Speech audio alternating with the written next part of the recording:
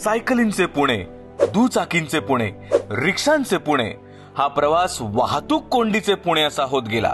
वाहतूक कोंडीने पुणेकर त्रस्त झाले, प्रदूषणही वाढत गेले। या सगळ्यावर एकच उपाय होता, प्रदूषण न करणारी, कार्यक्षम आणि वाहतूक कोंडीत न अडकणारी सार्वजनिक वाहतूक व्यवस्था। पुण्यात ती मेट्रोच्या रूपात अवतरली।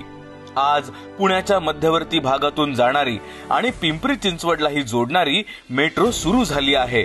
पण पुणे मेट्रोचे एक वैशिष्ट्य सांगायचे झाले तर तिचा सुरू झालेला पहिला टप्पा होता गरवार ते वनाज, जो होता चंद्रकांत दादा पाटील यांच्या कोथरूड मतदारसंघातलाच।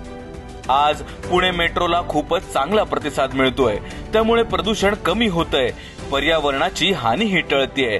चंद्रकांत दादांचं मनापासून प्रेम असलेलं पुणे सर्व अर्थानं बहरतंय।